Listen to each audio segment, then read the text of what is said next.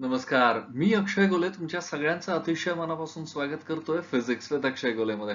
मित्रांनो, आज आपण पाहणार आहोत ऍप्लिकेशन्स ऑफ डायमेन्शन. पण तत्पूर्वी या आधीचे जर आपले व्हिडिओज मिस झाले असतील तर या वरती दिलेल्या आय बटन वरती नक्की क्लिक करा.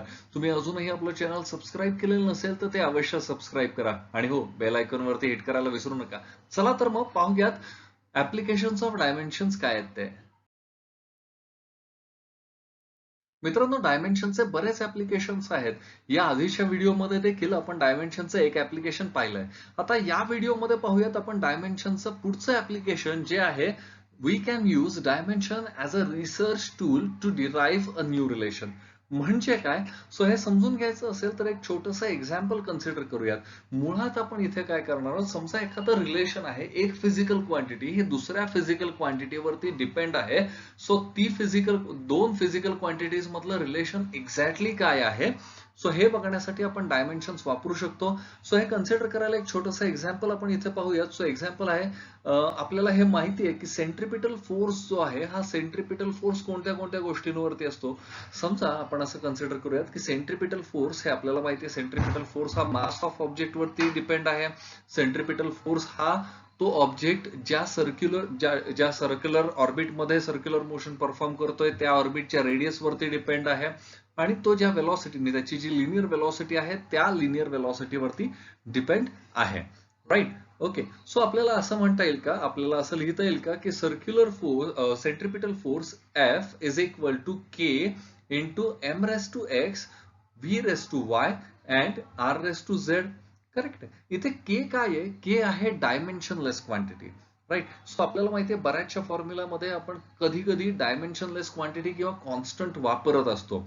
फॉर एक्झाम्पल, जर समजा आपण कायनेटिक एनर्जीचा फॉर्म्युला बघितला तर तो आहे half into M V square.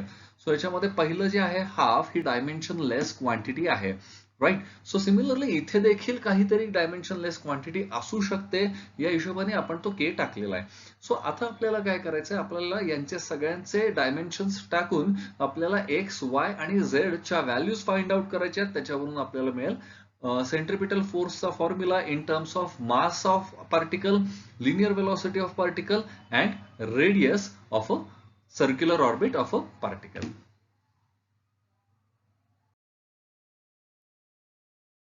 So मित्रांनो, आपल्याला जे इक्वेशन मिळालं आहे ते असं आहे, F is equal to K into M raise to X into V raise to Y into R raise to Z.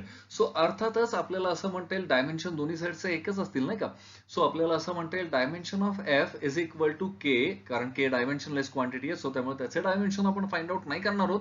So K into dimension of M raise to X into dimension of V raise to Y into dimension of R raise to Z. Right. Okay. So आता याच्या ज्या डायमेन्शन्सच्या value आहेत, या डायमेन्शनच्या value याच्यामध्ये put up करूयात. So आपल्याला काय मिळेल, फोर्सचं डायमेन्शन आपल्याला माहिती आहे ते आहेत M1 L1 T-2, त्यानंतर के मासचे डायमेन्शन आहेत एम, त्यानंतर व्ही म्हणजे काय, व्ही आहे वेलॉसिटी. सो वेलॉसिटीचे डायमेन्शन, वेलॉसिटीचा फॉर्म्युला काय, वेलॉसिटीचा फॉर्म्युला आहे मास इंटू वेलॉसिटीचा फॉर्म्युला आहे लेंथ अपॉन टाइम. करेक्ट आहे. म्हणजेच वेलॉसिटीचे डायमेन्शन्स काय येतील, ते येतील L1T-1 raise to Y. Right. आणि आर, आर आहे रेडियस, रेडियस म्हणजे आपण लेंथच मेजर करतोय ना. सो लेंथचा डायमेन्शन काय आहेत, लेंथचे डायमेन्शन आहेत L1 रेस टू झेड. आता या ब्रॅकेटच्या बाहेरच्या ज्या टर्म्स आहेत, म्हणजे एक्स वाय आणि झेड जे आहेत, यांना ब्रॅकेटच्या आतमध्ये आणूयात. सो ब्रॅकेटच्या आतमध्ये आणल्यानंतर काय होईल, आपल्याला असं म्हणता येईल K into M raise to X into L raise to Y T raise to minus Y आणि L raise to Z. Right. So आपल्याला असं म्हणता येईल की M1 L1 T-2 is equal to M वरच्या इक्वेशन मध्ये आपण एकदाच वापरलंय, ते आहे M raise to X. L जे आहे ते दोन वेळा वापरलंय, so L raise to Y आहे into L raise to Z आहे. सो आपल्याला युझिंग लॉज ऑफ इंडायसेस, आपल्याला माहिती आहेत ना लॉज ऑफ इंडायसेस, घातांकाचे नियम. राईट. सो आपल्याला असं म्हणता येईल L raise to Y plus Z and T raise to minus Y.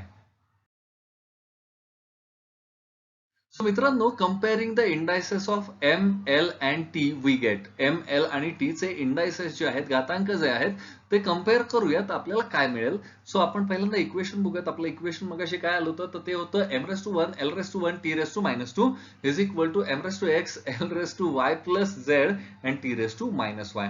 So पहिल्यांदा m चे इंडायसेस जे आहेत ते कंपेअर करूयात. सो इकडे 1 आहे, इकडे x आहे. So we can say that x is equal to 1.